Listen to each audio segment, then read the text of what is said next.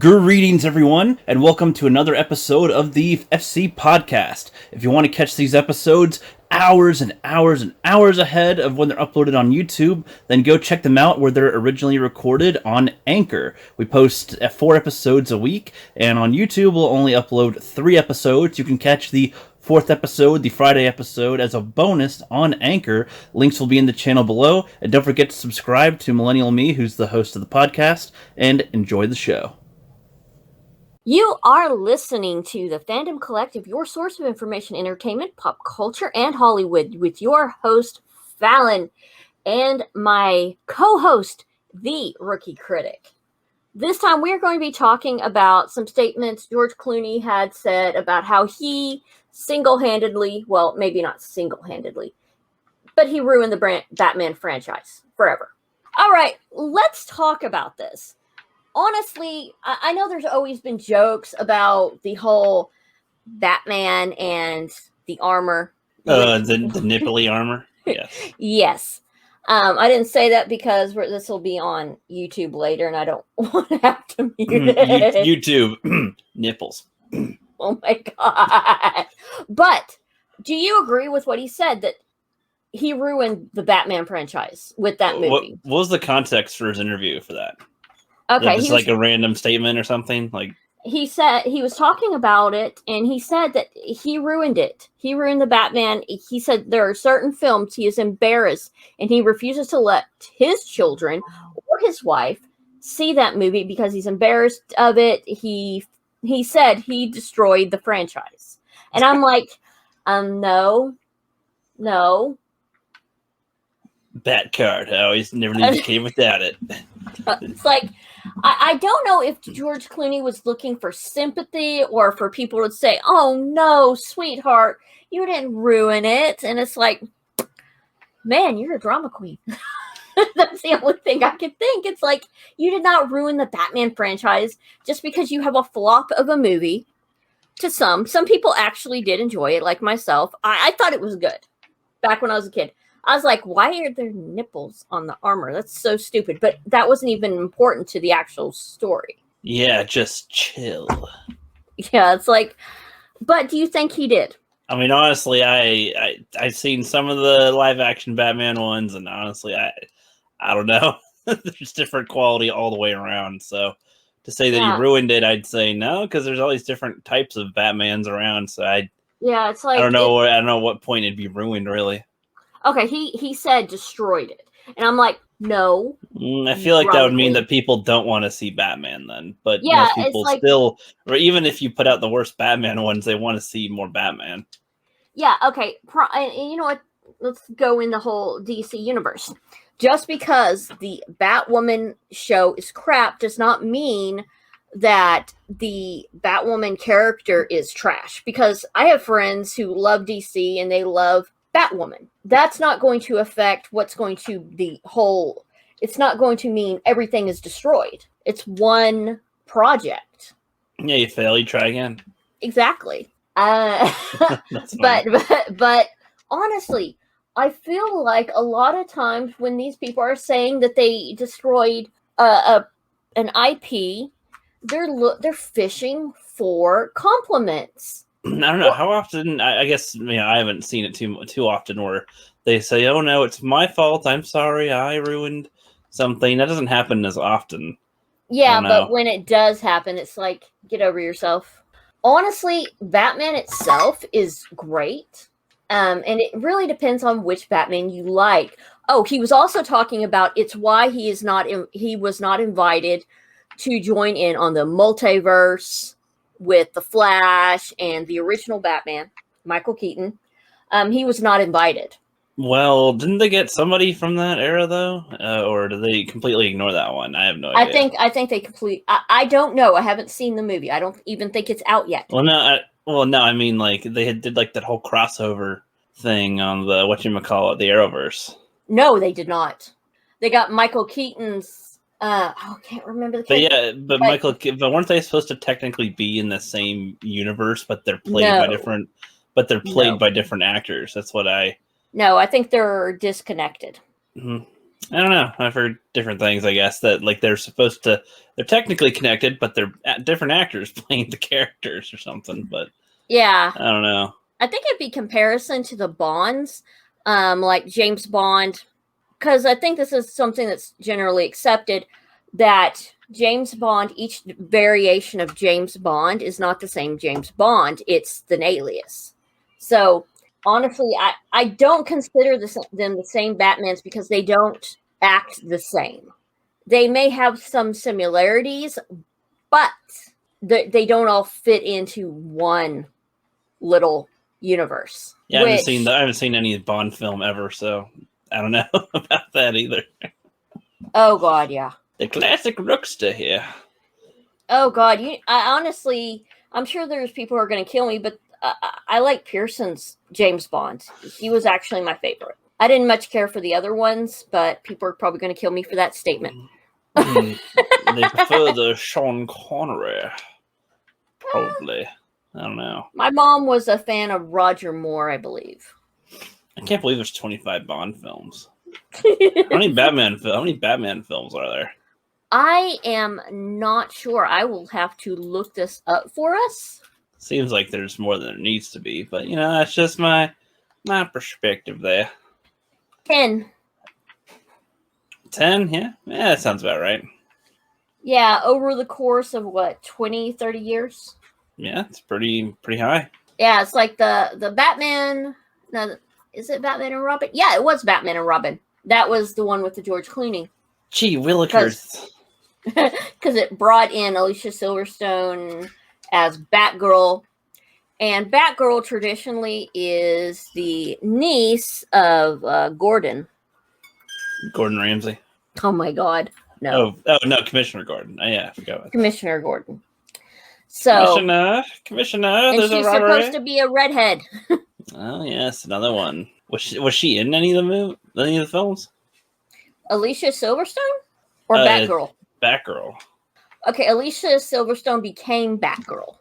Okay. In the Batman and Robin movie that was released in 1997. She was Alfred.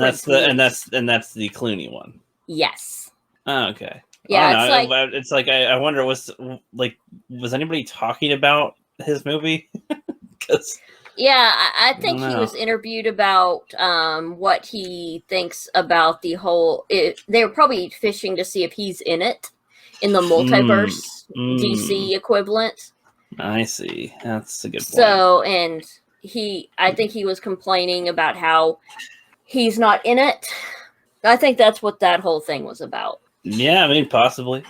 I feel like, I don't know. I wouldn't think that an actor like him would care about how well a Batman film does, that even if he's in it. It seems like that's way out of his wheelhouse of caring or interest. But it's just, or he may be it because Batman is such a beloved character. A lot of people, especially millennials, grew up on Batman, especially Batman the Animated Series. So they have a very specific view of how he should or shouldn't be. Yeah, I suppose. So it's like a lot of people get very antsy about that. He shouldn't shoot with the gun. He should shoot with the gun. No, he doesn't. I don't know. It's like, stop being drama queens. But yeah, that is my honest opinion. It's like he's just being overly sensitive about this, or he's throwing a fit. Yeah, both logical conclusions, I'd say. Sure. But it's like, and I think another thing is because he wasn't asked. But it's like, I am curious about what other Batmans are making their way into this. I mean, how many are alive, I guess, that are in Batmans? Well, Adam West is not around anymore. Right. So, so 9 slots. Okay. So we have Michael Keaton. Michael Gough died in 2011. Val Kilmer's still alive. Okay, so 8 slots left. Okay. I can't remember how many we could have. Yeah, I'm looking at it's like, let's see, Adam West. I'm just trying to look through this list of actors. And we got George Clooney. But I know there's at least 3 Batman still left alive. But, oh, crap. What was his name? Well, yeah, there's Christian Bale. There's Christian Bale, that's who I was trying to think of. I was like, I'm wondering if he's going to be in this. What do you want to be? I wouldn't want to ruin that Batman, though. Yeah, well, I don't know. That's the thing. It's like, do they really want to be in this? that could be something. It's like before we had been told that no, there wasn't going to be any returning Batmans, and then suddenly all this information comes out, and it's like, ha, we got this covered was right. Is this like multiverse of Batmans? Like, I don't. Might as well be. Or the Batman? Is this going to be a Batman solo movie? Like, just Batmans? Yeah, it's weird, is what it is. Because I can't guess based on what's been said so far. I have no idea. All we can do is assume right now, as far as the multiverse with the CW universe and the movie universe. Because you know what? They could easily bring in the CW people, but that would terrify me. Yeah, a lot of people used to say, "Oh, that'd be great." Not anymore. Well, what changed? I mean, I'd say in general, it's not a good idea. Yeah, before I thought, you know what, that'd be really cool to see, and then you get to see everything on television deteriorate. The only Superman I would be Superman I would be okay with in going into the movie multiverse would be Tyler Hoechlin's Superman. That is the only one, because the show has done really well and the CW is not happy about that. They put him on hiatus for that. Isn't it on the CW though? Yes, but it's very family oriented. I got you, toxic white male and stuff. Yeah, basically, at least from my understanding. But it's like that would be kind of cool to have maybe one or two people in the movies, but maybe only as cameos. Like you see a flash of them, so you could take clips from the show. And you don't need to show the whole thing. I don't know. Would it be worth having that as an appearance or something? Like, yeah, a cameo. I feel like that's barely throwing you a bone. It's like, might as well not be in there at that point. It's acknowledging. Yeah, you're very anti-crossover. I mean, I'm actually not. It's just how they do them all the time now. It's got a bad taste in my mouth. Like, you're like they need to go to crossover boot camp and learn how to do it. Like, it just doesn't work so often. I don't know. They had it was okay. Like, again, like I use Phase 1 Marvel as a good example, where it's like there's sprinkly bits that are kind of there that could be acted on or not, and it's fine. As to where now it's like they make it a huge point to say, look, they're here. All right, they're gone. Okay, now we'll start doing the movie. It's like it's kind of weird. Well, they did have a little bit of a crossover between the DC movie and the television show, where Ezra Miller's Flash showed up on one and beat up a woman. Okay. No. Oh, no. Okay. No, that's in real life. No. Okay, forgot. His character got to meet the TV Flash, and they got to have a little bit of a conversation. On the kiss. Okay. Oh, my God. No, that's a different movie. Okay, never mind. But going back to what we were talking about before, it's like, nah, I just feel like maybe he's a little jaded over the whole thing. Because he probably thought that movie would have been good for his career, and it wasn't that good for his career. I completely doubt he had faith in it. I don't know. Like, you don't think so? I can't see how he looks at what the results were and like the stuff that the sets like. For him and his style of movies, I just don't see how they. How would you? Confuse. I feel like they tricked him into being Batman. It just seems like it's not really what he'd do. It's like seeing Samuel Jackson being like a funny character, like a silly character in a Pokemon movie. Like I'd be like, why are you here? Yeah, but sometimes people can surprise you. Yeah, that's true. But you know what? I honestly think he probably did believe that, hey, this would be a great movie for maybe his kids someday, to be able to watch, and now he refuses to let any of his family see it. Yeah, probably a good move. Yeah, he said there are some things that he's just too embarrassed to let his family watch. Yeah, imagine that's more and more often these days with actors. They're like, oh, I'd rather you not see that project. Yeah, it's like... Couldn't live without seeing that one. Right. It's like, if I had kids, which that's probably never, ever happening, I wouldn't let them watch any of the cosplay I'm currently doing. Not that they're vulgar, it's just I'm very embarrassed. No, they'll find it. If they feel like looking for it, they'll find it.